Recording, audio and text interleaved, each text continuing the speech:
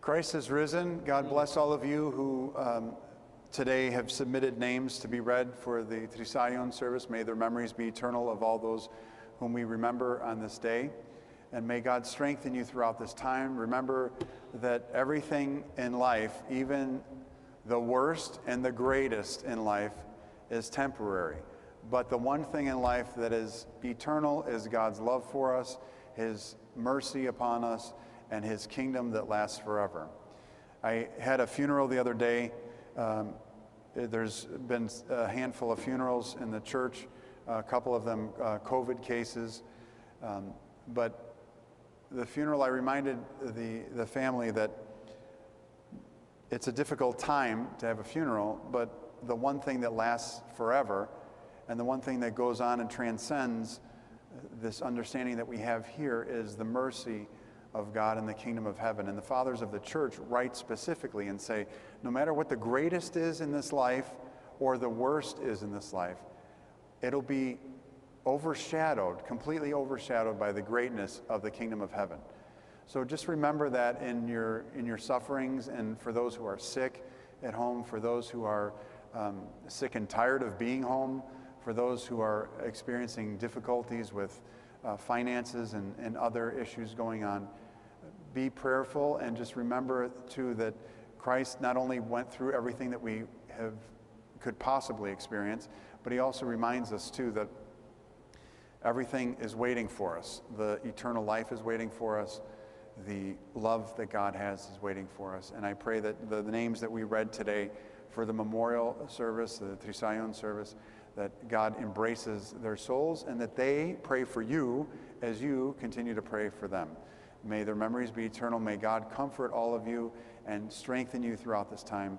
And as we continue throughout this Paschal season, this time where we sing Christos Anesti, I encourage you to sing that at home with your families, to say it when you wake in the morning.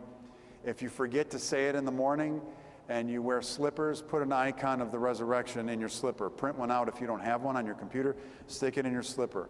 If you have forgotten to do that and you don't wear slippers, or you go barefoot, whatever the case is, change your screensaver on your phone to be the icon of the resurrection. So every time you hit your phone and turn it on in the morning, which I know you do, you'll see the resurrection pop up on there, and you will remember to say Christ is risen in your prayers, and to say your prayers as well.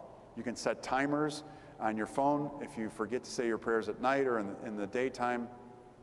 If you forget to pray during meals, put an icon on your table or stick them on a plate or on your stove, you know, when your stove's off, obviously, and have something to remind you, to always pull you back to prayer, so that the time that you have now is not wasted, but it's a time that's used for growth. And it can be used for growth despite the setbacks, despite the illness, despite the financial setbacks and the difficulties we have in the world.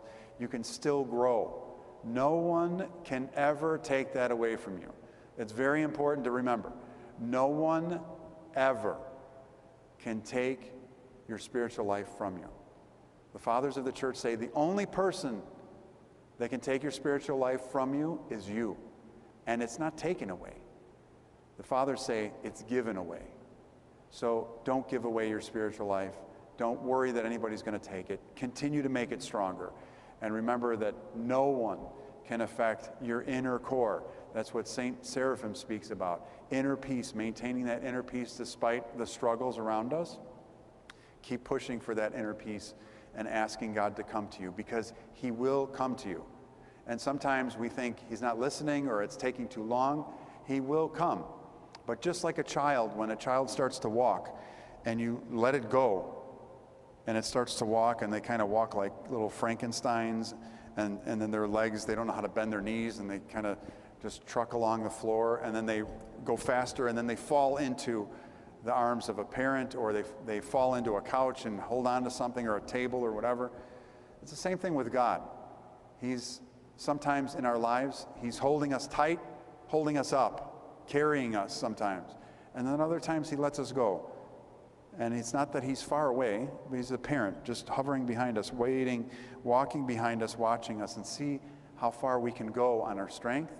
And then He's there to grab us right when we think we're going to fall. So remember that. A good parent does not let their child fall and get hurt. A good parent is always watching, always there, always overshadowing their child, despite if their child's this big or if they're taller than the actual parents. They're always watching over children. So how much more is Christ watching over us? Always remember that. And remember, no one can take away your spiritual life. Now's the time to make it grow and not to give away to other things, to give our spiritual lives away, but to make them stronger. I pray that you have a blessed day. May God strengthen and be with each and every one of you. Christ is risen.